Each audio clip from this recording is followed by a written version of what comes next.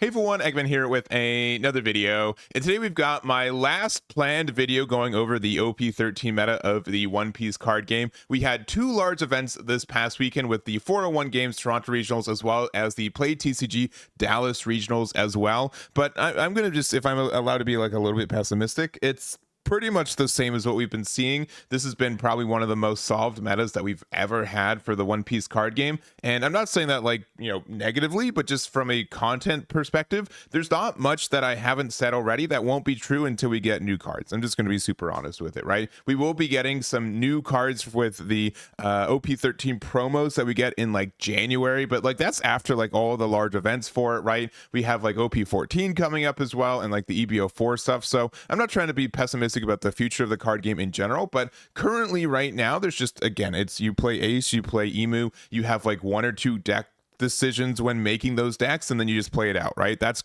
generally what's happening, right? We do see some Zoro decks pop up every once in a while, and like Sabo and Goldie Roger, we're gonna look at a couple decks for that as well, but that's kind of just what the meta that we have right now. And again, I don't want to be pessimistic towards any of the players or anything like that, because this is the meta that it is.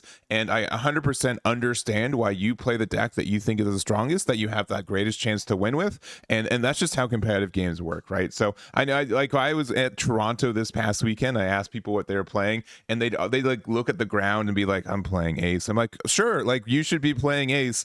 I have nothing against you because it's a strong deck and it's a competitive event and you want to win. So I hope you just don't think I'm being pessimistic towards players for not being original, because this is a meta where there isn't really room for you to be original and successful at the same time, in my opinion. So with that in mind, though, we are going to go over some of the deck lists that were able to top both events. Again, if you guys want any of the deck lists from these events, you can find them on my website, Eggman Events, which is linked in the description. Again, we are going over the 401 Games event here. So it was a 5-12 player event with 9 rounds of Swiss. We do have a top 16 of 7 Ace, 7 Emu, and 2 Zoro, and I do have the leader breakdown, so the 3 of those taking up about almost 75% of the room, and then we did have like this 25-30% of the rest of the room here as well. And then there also was the Play TCG Dallas regionals as well. So this was 650 players, 9 rounds of Swiss, into a top 32 cut, which was best of 3, which was played out as well. So also there was a live stream for the 401 Games,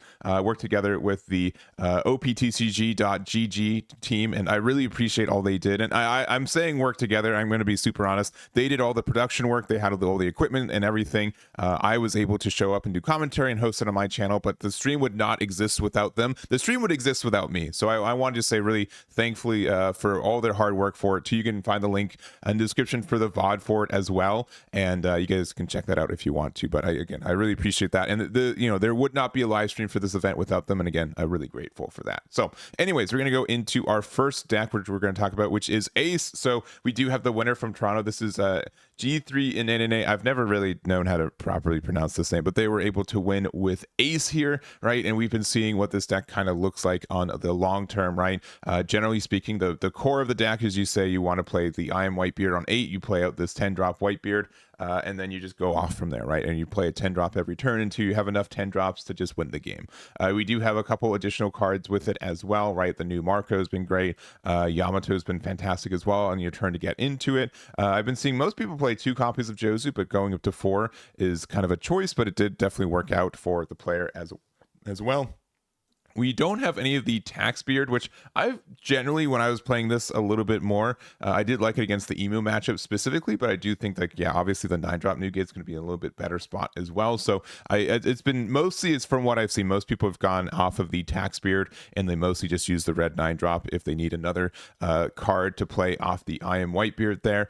We do have our just general 1-drops. We do have the Thatch to help us get to 0 life to be able to play the Gol.D.Roger and just kind of the rest of the deck. So I again, like, we're going to be pretty brief through a lot of these decks, just because I feel like I'm mildly going insane just looking at the same deck list every week. So I do want to say there is also the second place list from the Texas event too. So this is Kawo's build, and again, I'm really talking about it because it's got 1 card, but we've got the Soga King itself. So on play, return up to a character that costs 6 or less to the owner's hand, then draw 2 and trash 2 cards from your hand. So when we're playing a deck where there's so much cycle that exists, you still need a little bit more, because we do kind of end up with a bunch of bricks, and just having it be like a backup case of Jozu, especially like in a situation where if we end up going first, this is like somewhat a good card on curve, especially because it's a Jozu where you don't have to return one of your own cards to the board either. So even though sometimes you'd rather put your 1-drops to your hand, but also if you have like a bunch of 1-drops, you can use your Soga King to return your own 1-drop back to your hand, and then you can do the draw to trash 2. So I think this is a cool little tech add for the deck if you end up going first, to the point where maybe you do like a 3-2 split with Jozu, though I think Jozu's generally better, and we have like enough 1-drops to really facilitate being able to, Jozu back a 1-drop in one of their 6 costs. But just a neat little tack out there, and congratulations to Kawo and all of our ace players for their finishes this weekend. All right, next up we've got our Emu deck we're going to talk about. This is Elijah's deck, and sincerely, like the fact that Emu, and it's just based on how the deck works, so you have like 40 cards that you have to mandatory run in this deck, right? 5 Elders is 25. The 5 Elder card itself is 30. You do have to play Never Existed, 34. You have to play both stages, 36. You got to play your 4 search events, that's 40. You got to play the St. Charles, that's 44. And like you just find out that you run out of room to actually play cards in this deck, right? It is like you are given a template. You're like, oh, I dropped 2 cards. What cards did I drop? And you put them in the deck, right? I will say for this build specifically, the difference for it is after all these years, I'm losing my edge. This is usually a card that I saw people tack in at like 1 copy or so, but we've just kind of taken out the World Equilibrium event in general to just play 3 copies of this. So, and if you guys are looking at this like, oh, well, why would you play this, right? The Equilibrium event is like a plus 3k, and this essentially best case scenario is a plus 3k, but the reason you do play this card is that you want to use this 1 card to be able to get out of 2 attacks, right? So there are some situations where your opponent just is hitting you with 5Ks kind of thing. So you say, all right, I'm going to use this. I'm going to use it to get a 2K. And because of that, like if you think of it like a Gum Gum Giant, right? Gum Gum Giant is good because it is a card that lets you get out of attack without losing hand advantage. And though the margin for this card to do the same is a little bit smaller, it is essentially that effect, right? So when you have like this issue with your own hand advantage on the early game before you do your 5 Elders loop, this can be really helpful for being able to help you get out of 2 attacks with 1 card, essentially, right? If they attack 5k, you go after all these years, you get a 2k to your hand that can help you get rid of out of a 6k attack kind of thing. So other than that, I don't have much more to say. You guys know how this deck works, and how it works and how it works and works and works and works and works. So not much more to say, but congratulations to Elijah. And I want to like sincerely say, I know I'm being really pessimistic about it, but like being able to get first place with the deck is still amazing, no matter what it is. So like a huge accomplishment for Elijah to being able to get this first place finish this weekend as well with Emu. All right, next up we've got Zoro here. So we've got 2 builds we're going to look at that were from both events. We've got Koori from the Toronto event, as well as the build here from Goom from the Dallas event too. So generally speaking, Zoro was probably one of the best decks in OP12. It's still very good in OP13. It's definitely like half a step down, I think, from Ace and Emu in general, but we do have some kind of new cards and new text for it in general, right? Kind of the biggest thing is that we do have this 4-drop Zoro here, so being able to use this as like another 4-drop slash card, the fact that we get to set as active every turn is really helpful, and the fact that we can also use it off the Dracula Mihawk is fantastic. There also is like the tech add of like the 10-drop Shanks, which sometimes with Zoro the best thing is just to attach all your Dawn to your leader anyways, so just to get a free 10-drop 12k off of wanting to do that anyways is fine. And then we do have on the other build here the addition of like some of the more Wano stuff. I did see like some people are still playing like the East Blue package for Zoro, and I'm still a sucker for that package. I think it's great, though it is a little bit less good, I think, in this format, just because some of the cards you need are not East Blue. Specifically, this 4-drop Zoro is not East Blue. It's Film, Supernova, it's like every trait besides it, and then also this 4-drop Zoro is also not East Blue, but there is still a lot of East Blue tags in the deck. There's also the 6-drop Trafalgar Law, which has just completely removed the chances of 8-drop Mihawk being in the deck. So I still don't think that card is bad, and it's kind of weird to see how many people have just like immediately dropped it. I haven't done honestly a lot of Zoro testing myself either, so I'm not saying that it's clearly the best. I'm just saying it's like really surprising that people are like, well, I just want to play this law instead, right? And honestly, if you want to think of it one way, right, this law says I get to play it for 1 and I get to untap 5, so that can be helpful. But I still think there are some times where Mihawk could just be better in some situations. So again, I think like it is just surprising. I'm not saying it's like you have to do one or the other, but it's just, again, surprising. So other than that, we just have the good Zoro cards. We're going to just attach it on to our leader. We're going to attack and hope it's enough. And sometimes it is enough, but not all the time. So here's the builds again from Koori and Goom. Congratulations for the finishes there and all of our Zoros this weekend. So that's like if we're looking at the Toronto event, that's literally it for their top 16, right? And I think it's actually the top 16 for the Play TCG event, right? I don't think anything outside of those got top 16. The rest is like top 32 for it. So just to like the video could just end right here, and I had done like top 16 cuts for both events just right now, just so you guys know. So, but we're not going to end the video right now. We're going to go to a couple of X2s, a little top 32s, bubble in kind of decks that we're still able to do well, but it's just absurd. It's just absurd how that is. Like I was looking through the 401 games.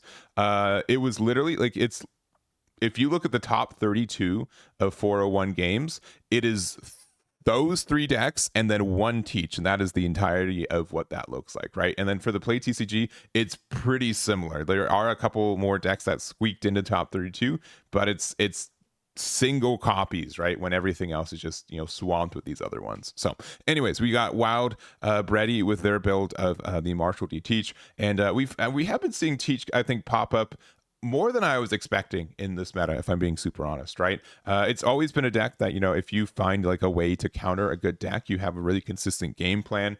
I do know like there are times during this year where a lot of people were just frustrated with how consistent Teach was and just how good and just how it turns off your opponent's game plan. And then unironically, Bandai's like, all right, cool. Well, we're just going to make Emu, which in theory has the heart of like the same thing where like we're really consistent, and it just doesn't really matter what you do anymore because we can't, you can't interact with my board a lot of the time. So it's either like Teach says your effects don't work to interact with my board, right? And then Emu says, oh, you can play whatever card you want, just know that all of my cards are essentially immune to your abilities. So I hope that's the better change, right, for those kind of things. But the kind of like differences I've been seeing with this is that we are playing a lot more blockers. We are playing the Vivi as well as the Vasco shot, right, as well as the Caribou. So being able to have 9 copies of these low cost blockers can help you there. We also are playing like the Shiryu from PRBO2. We also are playing Workery here. So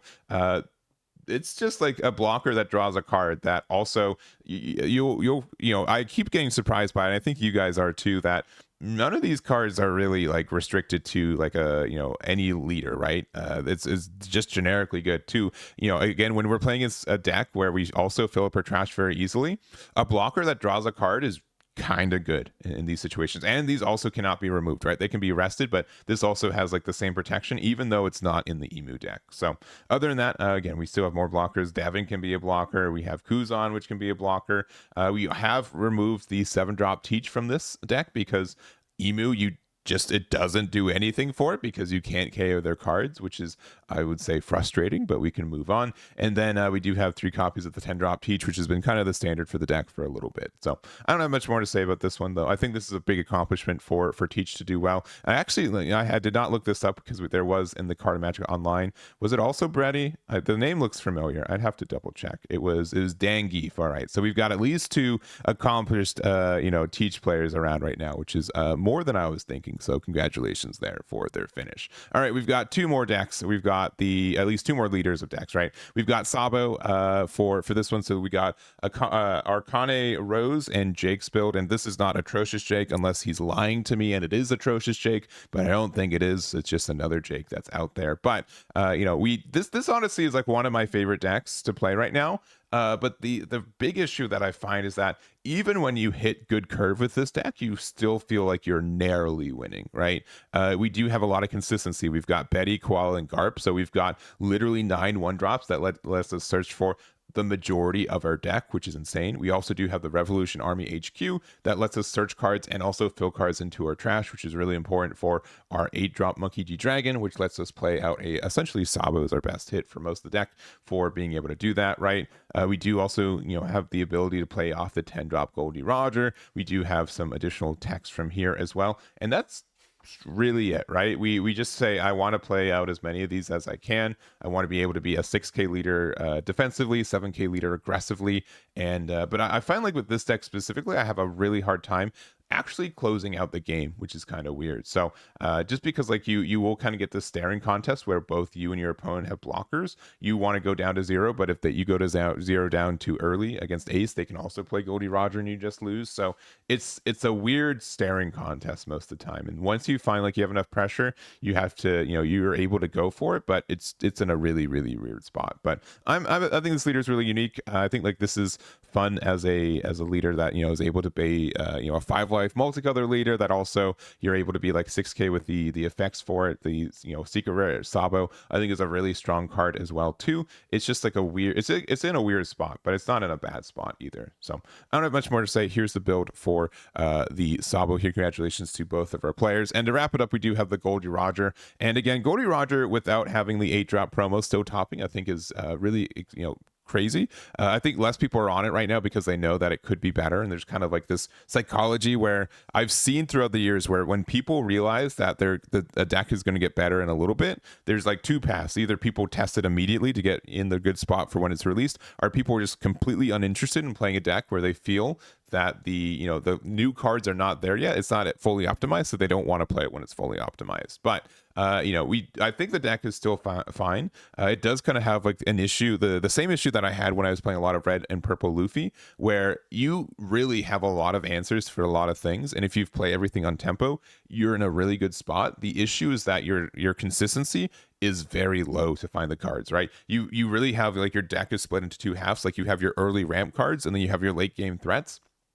And because of that, you have all these chances to say, well, I ramped to 10, but I've got nothing to show for it, or I'm still at 6 Dawn and I can't play anything, right? Those are kind of the dichotomy for it. But I feel like a lot of the cards that in the Goldie.Roger deck exist makes it a little bit tougher for that to be the reality for it, right? We do have some good searchers for it. I think that we can really afford to play a lot of these late game cards, and the fact that we are a 7k leader on defense with 5 life, it looks absurd, right? Like, you read this card, I remember when it was announced, right? You're like, how does this exist, right? Like the negative effect doesn't seem that negative. The 7k leader part is insane. The fact that you have to be at 5 life, but I will report that it is like the effect for it is a little bit inhibiting, I think, a lot of the time. The biggest thing that you'll notice is that you'll be at 9 Dawn, you're going to be like, oh, I'm going to be to 10 next turn, I'm going to play my 10 drop, and you don't, because you still have to attach that 1 Dawn to your Goldie.Roger. So the biggest thing is that the difference between being at 9 Dawn and 10 Dawn in this deck is absurd. The fact that you want to be able to get your 10 drops, because we are playing some good 10 drops in both the Goldie.Roger and the Shanks. I'm a big fan of playing the 8-drop Katakuri in the deck as well. Silver's Rayleigh is also a fantastic card, especially if you are stuck at 9 Dawn at the start of your turn. You can play this for 8, play it out, and then you get that Dawn at the end of the turn. So you get to not only go to 10 on the next turn, but you get to be a 7k on defense as well. But the only thing is that like Edward Newgate is a fine card. The fact that it's not searchable and the fact that it does cost 9 is a little bit tough for the deck. I think that the Goldie.Roger promo that we are getting next month will make a big difference for it, which you can check out right here. I didn't mention it in the video. This is way too late to mention it, but we've had a big UI change. If you guys haven't noticed for this, if you have any feedback for us, let us know. But I think it looks way better, and big shout outs to Chippy for making the difference for it. But regardless, being able to say, I get to play this for 8. It has to be when you're at 10 Dawn, right? So it's kind of after you've already made the first climb up to 10. But it's a very good card that there are a lot of situations where I'm like, well, I really want to be able to play out my Newgate, but I also want to be able to have some more defenses. If I'm allowed to theory craft a little bit more, I'm a big fan of also running the color of the Supreme King hockey, which just gives everything a -1. So being able to just on 10 Dawn say, well, I'm going to play out my my 8-drop Roger, I'm going to be able to attach a Dawn somewhere, and then I can still have a Dawn open for defense to be able to essentially make myself a 10k leader for the turn, which is kind of absurd if you ask me. So being able to just give everything -1 when you're a 9k leader makes it incredibly difficult for your opponent to interact with you. So all of that aside, I don't have really much more to say. I know this went back down to size, but I think Goldie.Roger has a lot of potential in the next month as well as we get there. And if I'm going to cop out, I know that I said like, oh, this is my last OP13, but when we get those new promos, a lot of people, including myself, will consider it OP13.5. So that's my loophole there, if you guys will let me do it. But in general, I feel like I've been talking for way too long for these decks when, again, they've been looking very the same. Again, nothing against the players. I think the players are still fantastic, and it's still an accomplishment to do very well. Like, going 9-0 with Emu is still impressive. Like, I don't know who needs to hear that. It is a very difficult feat to go 9-0 in any card game. It's just like there's not much to talk about outside of like, you played very well. You know what I mean? So anyways, I'm going to close it out before I ramble anymore. Thank you guys so much for watching. Again, I do apologize for the lack of One Piece content. I'm still covering the game. There's just not much to talk about. And we're going to be hitting the ground running with OP14 probably next month as we kind of wind down with the holiday stuff. So that's going to be it for me. Thank you guys so much for watching, and we'll catch you all next time.